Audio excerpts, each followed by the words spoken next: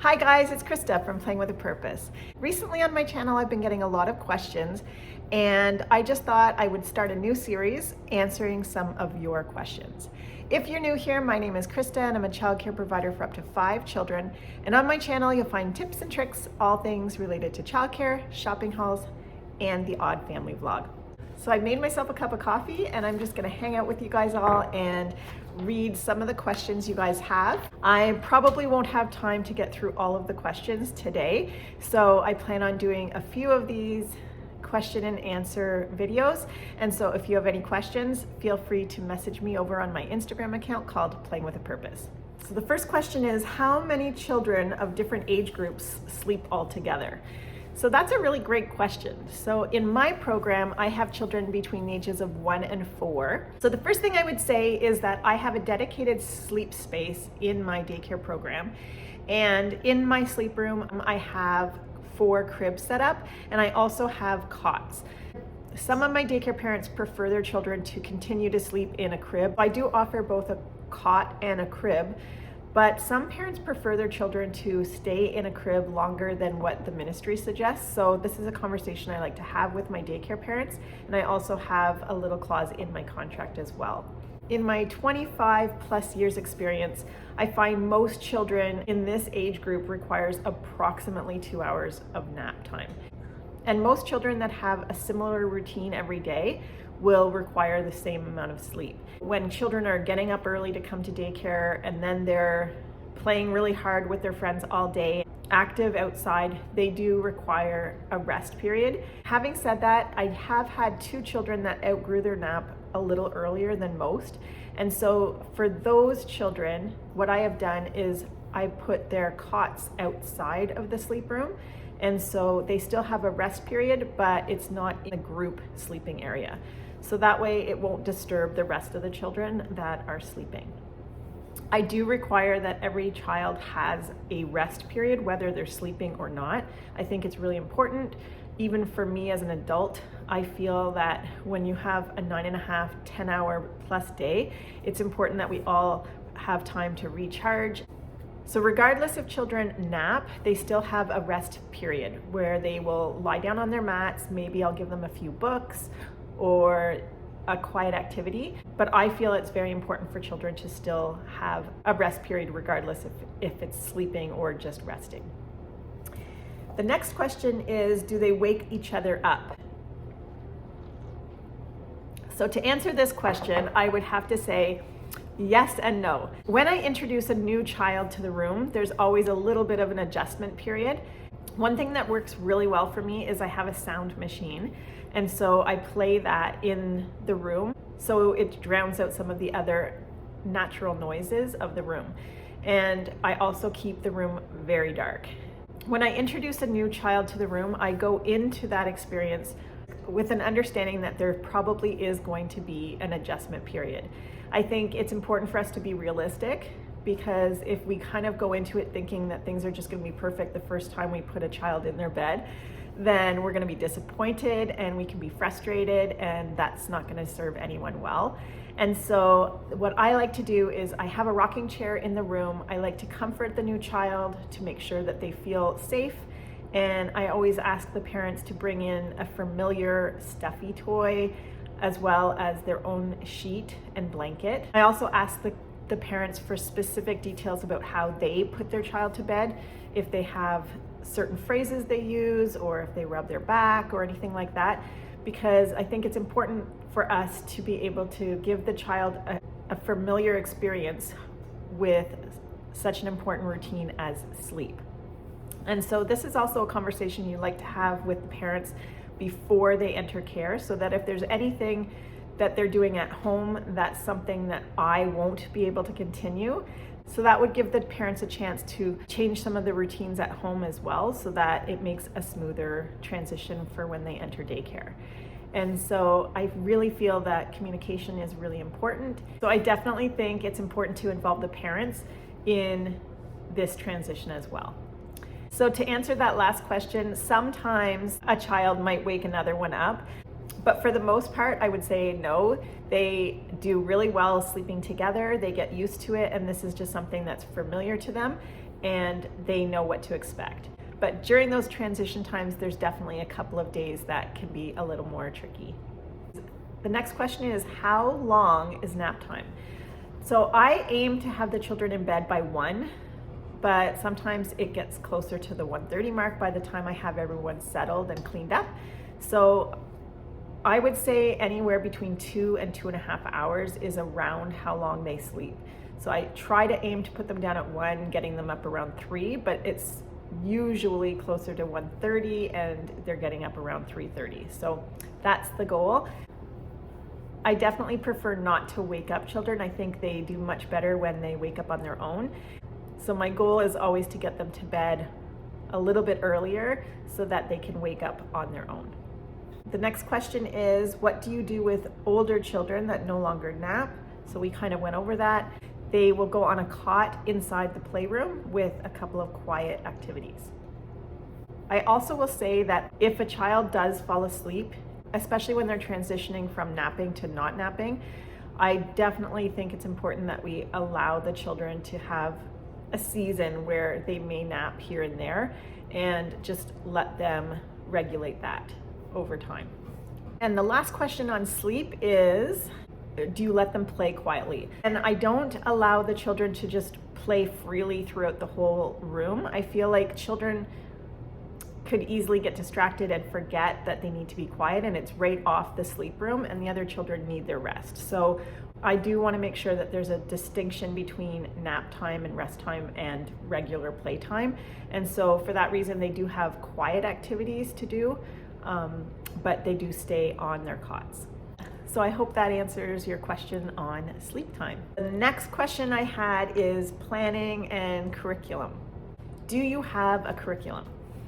This one is definitely a mixed bag for me. I definitely love to come up with my own ideas or plan new ideas, and so there's definitely a mix. I do use a lot of Teachers Pay Teachers products. I definitely love to come up with my own ideas, and so I would say it's definitely a mixed bag. If I'm making up my own activities for the day and for a certain theme, I definitely make sure I have something to talk about during circle time, a couple of books picked out to read during circle time, and then either a craft or an activity that goes along with our theme. I'm heavily influenced by Montessori principles, and I believe that the prepared environment is really important.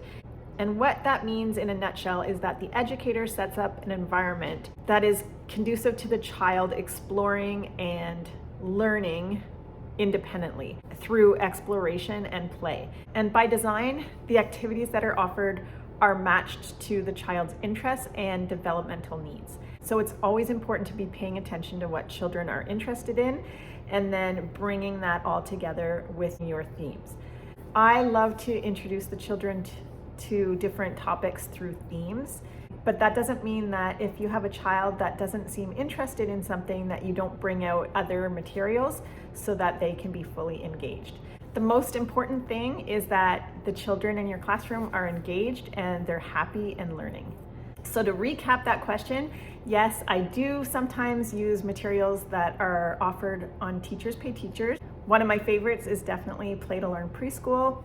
If I'm making a light curriculum for myself, I want to make sure that I have something to introduce the children to during circle time.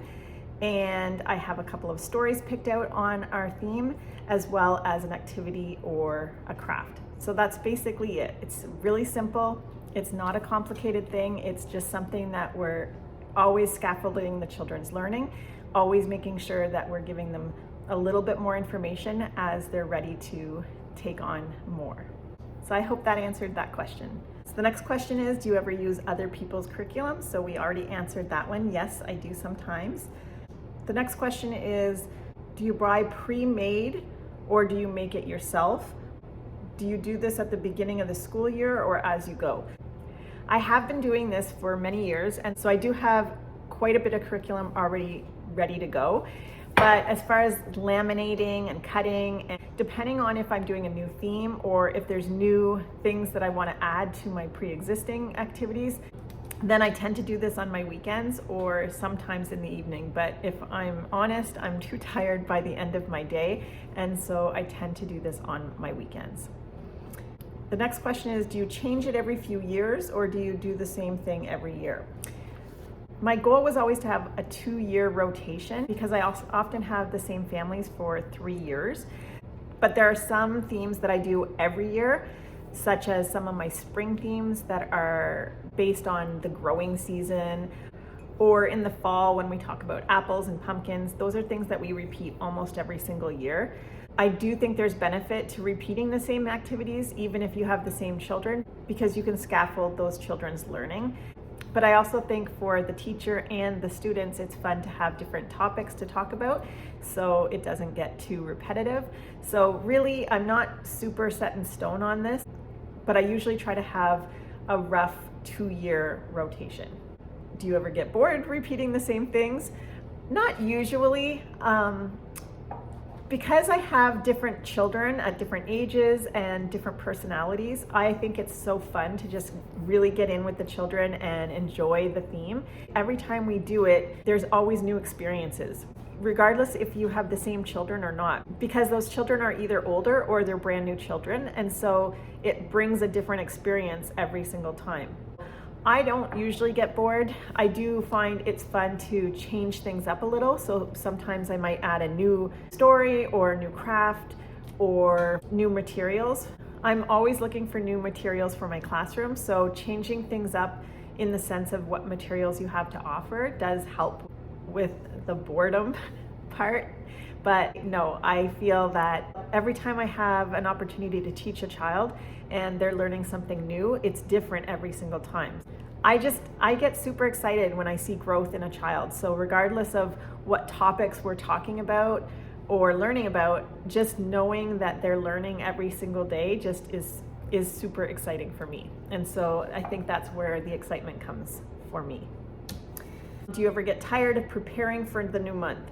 It is a lot of work, especially if you change up your classroom or you're rotating all your toys and you've got to clean them and rotate them in and out. It does take a lot of energy and time. Having children super excited about coming and being excited to learn is super motivating for me. So there are days where I think about the work that's ahead of me and I get tired thinking about it, but knowing that we're going to have a super fun month ahead learning together is motivating, and that usually gets me through. When do you start shopping for materials for next month's theme? Most of the time I have the things that I need for each theme because I've done them over and over, but I do sometimes need to pick up materials for some of the activities or some of the art that we might be doing. And so I usually try to do that at least the month prior. But sometimes I find things that are perfect for one of my themes and I see it in the middle of the year when I'm out shopping, and I'll just grab it and I'll tuck it away for when we do our theme next. If I'm doing a brand new theme that I haven't done before, I usually start a couple months ahead of time to start putting things together.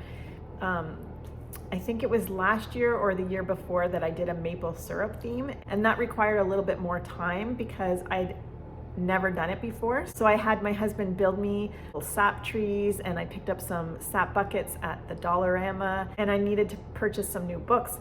And I also wanted to pick up some dress-up clothes for the dramatic play area. So if it's a theme that I've never done before, I do try to start a little bit earlier so that I have a little bit more time to put it all together. So that's kind of how I do it. So that was it for the planning and curriculum questions. So I think we'll do one more topic before we end this video, and it's about table toys. Do you have them?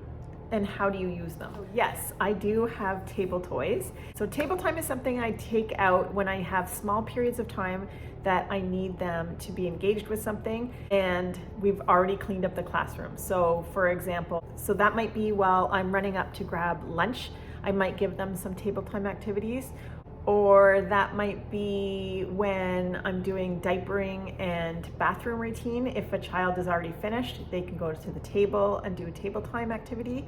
Or maybe it's a rainy day and you're not going outside at the end of the day and it's almost pickup time, then sometimes we'll do a table time activity at that time as well. So that's when I use table time activities. How often do you switch them, weekly or monthly? This is definitely by observation. If I give table time activities and I see that children have thrown them on the floor, or if I see that children were simply not engaged in the activities, then it's definitely time to switch them out. I have a drawer full of different table activities, and if I feel that they're not being used correctly or they're simply not serving its purpose, then I look for different activities to change out. Different children are interested in different things, and some activities might interest children and the same activity might not be interesting to another. So it's really about observing your children and seeing when it's time to switch things up. Do the children get bored of it? So again, that's just how often are you using it? Are you rotating the toys between the children? And is it something that's engaging to them? Because every child is different. And so sometimes you can give them an activity that they're super excited about and you can use it 1,000 times and they're still super excited about it. And sometimes they just don't want to do it anymore, and that's okay. This person also says it seems that they finish too quickly when she does them and they often need help. So this is another thing, is you definitely want to offer activities that A, you've already done with them and they know how to use it, or B, it's an item that doesn't need any directions. If you're giving them a tabletop activity that they don't know how to do themselves, then that's probably not something you want to do for table time unless you take time to introduce it first. So that way, whenever you're using it for table time, it serves its purpose because they're able to do it independently. So that's it for today's video. I hope you enjoyed the beginning of this new series. If you have any questions, please hop on over to my Instagram account called Playing with a Purpose. And I'll see you soon with another Q&A. I'm Krista with Playing with a Purpose. I'll see you next time.